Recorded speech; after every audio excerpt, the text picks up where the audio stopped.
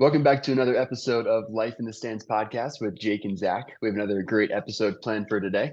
We're going to talk about March Madness a little bit. It's been a great March Madness season, so I'm excited to break that down a little bit. We're also going to talk about Lamar and Damian Lillard, a couple of big stars that have some interesting things going on with their situations in the NFL and the NBA.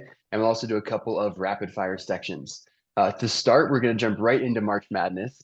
Bender, we're into the Final Four. Go ahead and give your thoughts on the tournament so far, and let's also hear your finalists and your winner for March Madness this year.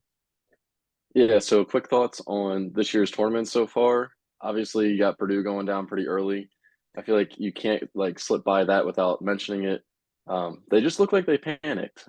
Everybody collapsed onto Zach Edey every time he touched the ball and forced the other guys to become shooters. And I think they were all kind of confused why they had so much space. But a lot of those guys only shot sub 35% the whole year, so they didn't have enough confidence to pull those shots and or make them, obviously, because they lost. Another thought I have is Brandon Miller. You're supposed to be a lottery pick, if not higher up in the draft. Putting up 0 points in your first game, I know you still won. That still doesn't look good because tournament time is a time where you're supposed to show out and prove yourself. As well as the game you lost had 9 points and six turnovers. Doesn't really look very good. I know you average about 19 and 8 during the season, but if you don't show out in the tournament, you're going to be looked at a little differently, and I'm losing a little bit of confidence in you. Not to say that you're going to care about the tournament because obviously you want to get to the NBA, that kind of thing. But those are my thoughts on those two guys and teams specifically. Overall, I think I have UConn beating Miami in this upcoming game, and I think they actually end up winning it all in the end against San Diego State. So I have San Diego State beating FAU, and I have UConn beating Miami, and then UConn beating San Diego State. Yeah, all good points. I think, like you said, you have to talk about Purdue because it's just disgusting at this point how many double-digit seeds they've lost two in a row. So that's been really unfortunate for Purdue. I do agree it looked like they panicked a little bit, not a great shooting team, and they struggle with the press. That's actually how Penn State came back in the Big Ten title game as well.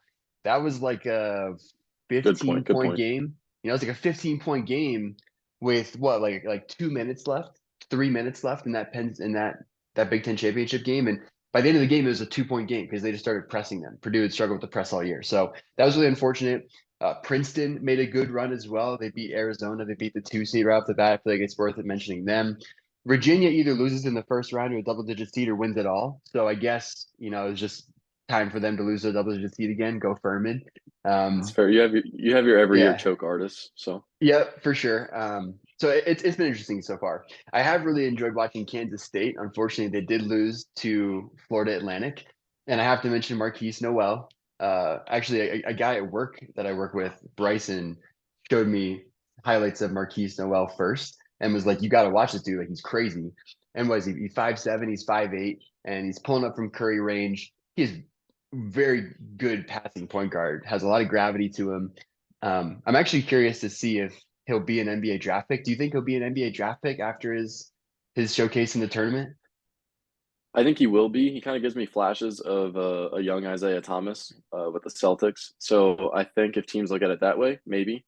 Um, Yeah, we'll just kind of have to see where it goes. yeah, it'll be interesting. But you talk about Brandon Miller dropping his draft stock, almost indefinitely from the tournament. I think Marquise Noel is the guy that definitely improved his draft stock through the course of the tournament, especially playing on that bad ankle. So that was really interesting.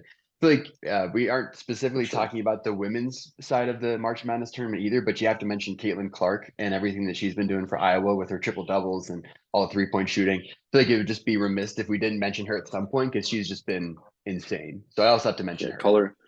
call her Caitlin Curry. Yeah, for real, for real. Give her the respect she needs.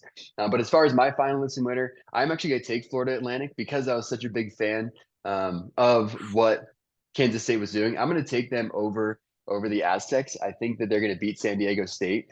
They're a tough, grindy, dirty kind of a team, and I like that in the Final Four. I do think UConn is also going to win their game, so I am going to put Florida Atlantic and UConn in the finals. And to my knowledge, no 9 seed has ever won the national title. No 9 seed has ever won the national title. So I'm going to take Florida Nope. Atlantic to be the first 9 seed to ever do it, the first 9 seed to ever actually pull off the whole thing and run the table.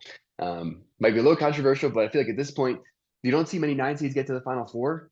So the fact that they're here is as good as bet any to see them win it all. So I'm gonna take them as my favorite. Yeah, for sure. And I guess at this point, you call any team on a roll at this point, being in the Final Four. But I think UConn, their margin of victory is kind of hard to ignore. So keep an eye on that Yeah, as we move forward. for sure. UConn has been blowing teams out. You don't really see that in the tournament. They beat Gonzaga. What was the final score of that game? I mean, they're up 30 at one point. Yeah, not close. I don't even care about the score, just not close. Sorry, Yeah. Gonzaga. Yeah. Good luck to you. Yeah. Good luck. Good luck to Drew Timmy, who has been playing in the NCAA for about 15 years. Anyway, on to our next topic. Uh, we want to talk about Lamar a little bit, Bender. And I know he some things just came out about Lamar that he requested a trade from the Ravens on March 2nd. Obviously, that's about a month ago. So a month has gone by since that trade request. Why do you think he leaked that at this point? What do you think has been going on the past month? And what do you think is going to happen with Lamar at this point? I kind of agree with what Marcus Spears said this morning on Get Up in regards to Lamar's just probably fed up at this point. If you're not going to pay him his worth or what he thinks he's worth, might as well just get out of there. Obviously, people can force themselves out of any league nowadays, so I don't Yeah. see it as a bad decision for him in regards to market. Hmm. In regards to where he's going, I think he will end up with the Colts. So after the Bears trade went through, I think that the Panthers are going to get CJ Stroud. So I think this would mean the Ravens would probably get Bryce Young. Um, so I'm not sure if that's the right move for the Ravens. However, they're kind of forced to do it at this point. But for best fit for Lamar, it's definitely the Colts. You give him like a top end receiver, in my opinion. I think Michael Pittman needs a quarterback to play with. I feel like the quarterbacks they brought in last how many years you've had what Philip Rivers, Matt Ryan, Carson Wentz, like the old and beat up quarterbacks. You just haven't given him anybody to really work with. He learned under T.Y. Hilton when he was there for a little while, and you still have a top five running back, arguably, in Jonathan Taylor there, as well as a pretty solid offensive line with Quentin Nelson. And they've always had a pretty steady defense over the last couple of years. That's why Philip Rivers was able to make the playoffs with them. And they still have some of those guys on that roster. So I think him going there would not be a bad idea. Obviously, he doesn't have that go-to tight end with Mark Andrews anymore, but I think having a Hmm. go-to wide receiver may help his development. Yeah. Yeah, those are interesting thoughts. I've been seeing a lot of Colts. I've been seeing a lot of Lamar to the Colts. I think it does make sense, even though the Colts offensive line somehow sucked last year. They have good pieces. They have the contracts for it. You would think that their offensive line should be really one of the best in the league. I do have a feeling that had something to do with Matt Ryan being back there, but that's a whole other topic of discussion that we could For have. sure. For sure. I do think the Colts are a good fit for him. You put him in the backfield with Jonathan Taylor, and that is scary. That is really scary for NFL defenses with all the things you could do with there. I do think Michael Pittman could benefit from having a better quarterback as well. I don't disagree with that. I would say though that if you put scheme into play with Michael Pittman versus the receivers that you had in Baltimore, I think Michael Pittman's not that much better than a Devin Duvernay or a Rashad Bateman. And if you put those receivers in a scheme that actually looks at receivers, might be a little bit different. So I think there's going to be a lot of differences this year in the NFL. I think you're going to see the Ravens run a very different scheme on offense to begin with. Obviously, if Lamar went to the Colts, you'd see a very different scheme there. I think you might see a lot more production out of Ravens receivers this year in general. And people are going to attribute that to Lamar not being there. But I think it's much more having to do with that OC change. So that's something to keep an eye on. As far as where I think Lamar goes, I haven't seen a ton about this actually happening, but I would like to see Lamar go to the Lions. The Lions had one of the best offenses in the NFL last year. Amon-Ra St. Brown, a couple of really talented running backs, good core group of guys there, good young talent on the defensive side. They were competitive last year at the end of the season. I really like Dan Campbell's whole mentality there. I think it fits Lamar and what he does as a quarterback. I haven't seen a ton of people talking about it, but I would love to see Lamar go to the Lions.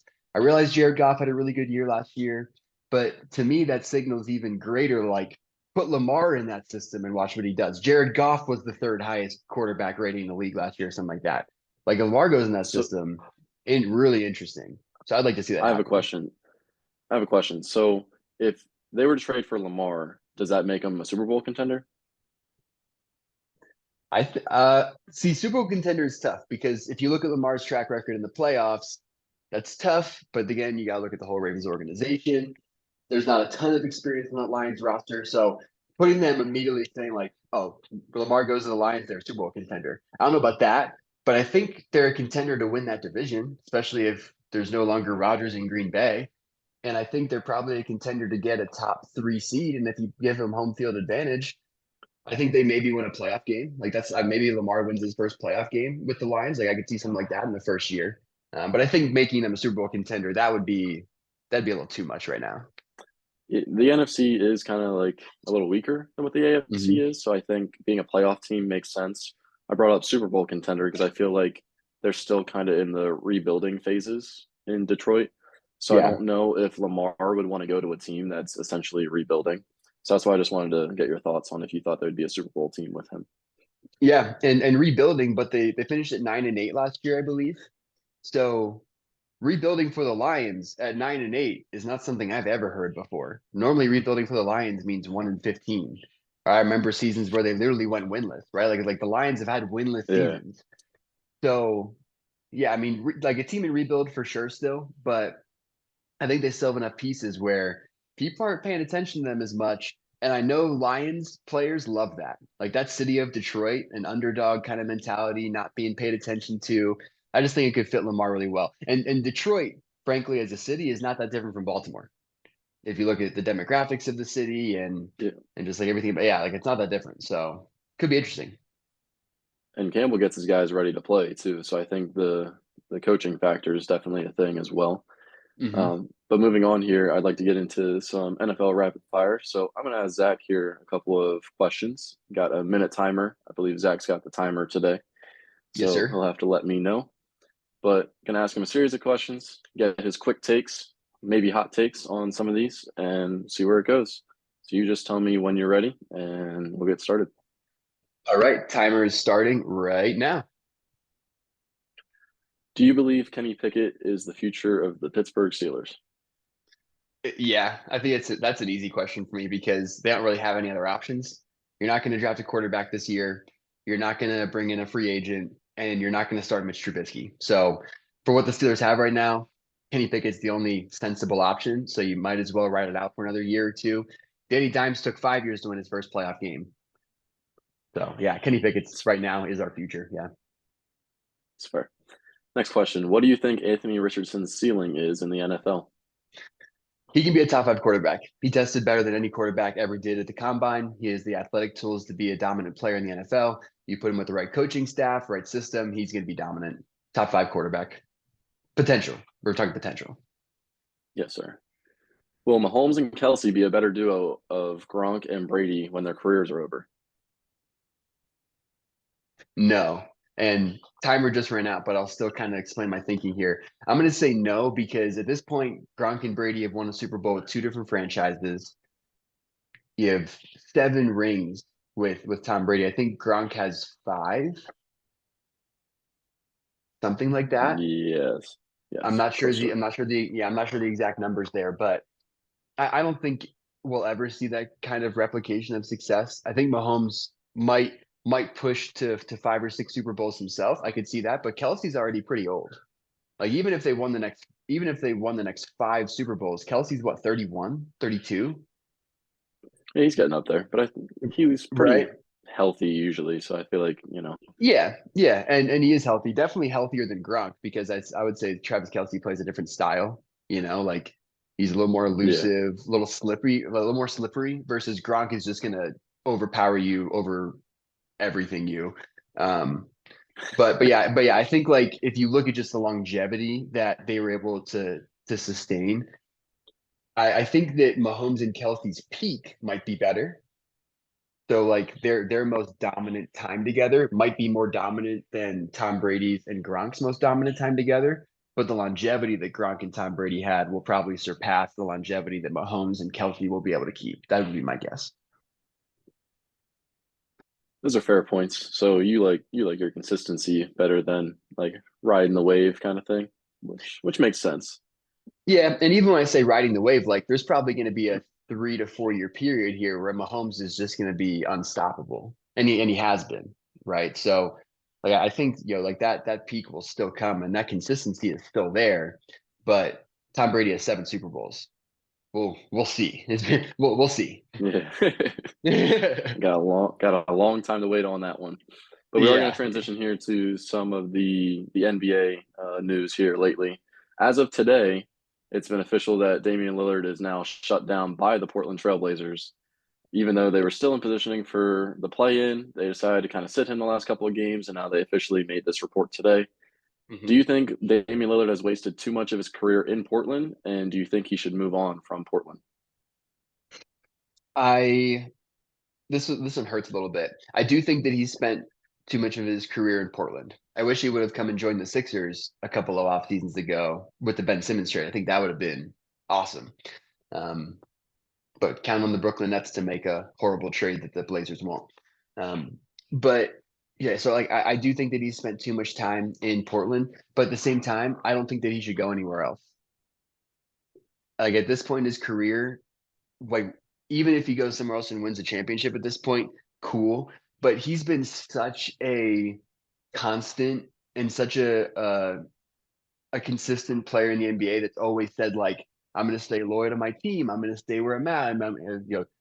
They better pray I never win a championship for the Blazers. Like all that talk. And I'm like, at this point, you just got to die on that hill.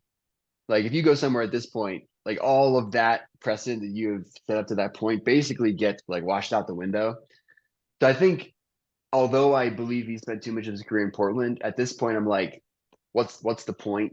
Like ride it out, finish your career, be an all-time Trailblazers great, and leave it at that. It's too late to not die on that hill, from my perspective. See, I think he'll still be an all-time great in Portland no matter what his decision is. So I don't think it's too late for him to go out and get a chip. If he can get one wherever you go, obviously it's competitive in the West. And with that said, I want him to go to another West team. I'd like him to team up with Jokic with the Nuggets. Um, I don't think the Nuggets are going to go anywhere this year. I've said that previously. I think the Nuggets will fall short second round this year, realize they don't have enough still with Jamal Murray and Michael Porter Jr. I don't know if they'll part from one or both, but I think the pairing of Damian Lillard and Jokic can't really be ignored. In that case, that Yeah, gives you more like firepower. You for saw the sure. Nuggets winning a lot of games when Jamal Murray was healthy before his ACL injury. So I think that vision may have them think Damian Lillard's a step up from that. We might have a chance with that. So I think that would be his best shot at a chip. I don't see him going anywhere else other than maybe the Sixers. If the Sixers fall short this year and James Harden might leave, they might try and figure out a three-team deal to have Harden go somewhere, Dame come to Philly, that kind of Hmm. thing. But I guess we'll just have Yeah. to see what happens. If James Harden wants to go back to Houston, that could actually be kind of interesting. You send James back to Houston. You send Portland a bunch of young players and draft capital and stuff from the Rockets, and the Sixers take Dame. So that could be really interesting. If I did Yeah, for sure. have to pick a team that Dame would have to go to, if I had to pick a team, I would want him to go play for the Warriors. Go back home, play in Oakland, play for the You're Warriors. gross. It That's makes it disgusting. makes it makes zero sense, right? Like it makes What? zero sense because what are you going to do with Dame, Steph, Jordan Poole, and Klay Thompson on that team? Like, what are you going to do with that? But I bet you the rest of the NBA looks at that lineup and also says, "What the heck are we going to do with that?" So it would just be That's really fair. funny to watch. It would be really fun.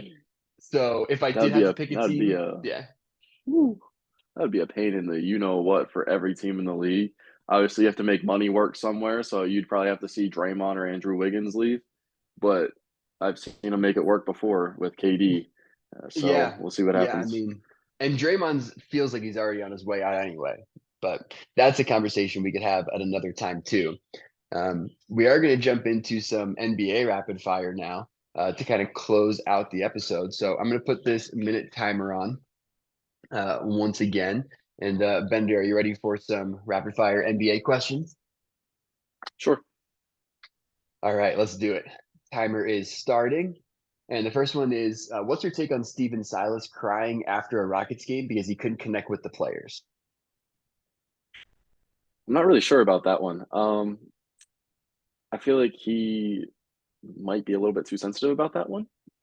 It's his kind of like first or second year there, so I don't really know why. Like you need that time to kind of build connections. So I just think he needs to get over that. Yeah, I think maybe he should be out after this year, but we'll see what happens there. Will Ben Simmons be in the league in 5 years? No, he'll either be completely retired or in China somewhere. Did Embiid duck Jokic last night in the Sixers Nuggets game? And do you think that's going to affect the MVP race? I don't think he ducked him. I think it was more just he cares more about the playoffs than MVP. Him and Harden are trying to get healthy, but I do think it impacts MVP odds. This morning, I believe the odds were even between the two of them. So the final Mm-hmm. stretch is going to mean something. So hopefully he plays and wins it, but we'll see. Yep. Okay. Last question. Actually, so our timer is in a minute, but there's two questions here that I want to ask Jake because I think they're good questions that I want to hear his take on. So the first one is, what is Boston going to do if they don't win it all this year? I previously said that I think Jaylen Brown is going to stay there, but in a couple of days that I've had to think about it and a couple of days I spent with some of the Pacers guys and how they're talking about it, I think there's the possibility that he moves on, and I think that may end up being a three-team deal as well. Um, hot take, but I think Trae Young's leaving the Hawks after this year. So, or they're going to part from Trae Young. I don't know which way it's going to be, whether he asks out or not. But I think Jalen wants to go back home and play for Atlanta. So I think they'll just have to bring in another star and see what happens. Interesting. And DeJounte and Jaylen Brown together, that's kind of fiery. Okay, so yeah, Yeah. I wanted to ask that question specifically because I know we had brought that up in a previous episode, and you said that you thought Jaylen Brown was going to stay. There's been a couple of news conferences in the past couple of days where he's been asked like, "Oh, like you got this warm welcome from Celtics fans," and he's just like, "I'm just here to do my job," and you're like, "Whoa, okay," like he is not happy there. Unless they win it all, it Yeah. feels like something is going to be torn up there. And then the question that we can end the show on, because I think it is something really pressing that a lot of people are caring about. How much is Austin Reeves going to be paid this offseason? Ooh. He might end up being a. Ooh. Wow. And Tough question. and so I Tough. can add to this. I saw a report today that Austin Reeves is going to be seeking a 4-year, $50 million contract. I was going to go higher than that. I think he's worth probably 4 years, 72. Whew. Um, just like because you can make a case. Like he can make a case to any team and kind of be like, hey, this is what I did without stars around me. If he goes to a rebuilding team to get his bag, you don't know what teams are going to pay him. So I think it'll be more Yeah, on the 65 to 75 range for him over 4 years. crazy, crazy.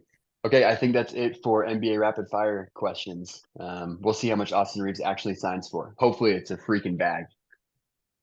Yeah, I hope he gets his money, man, for sure. But this is the closing for our next show of Life in the Stands podcast. And tune in next time. Thank you, guys.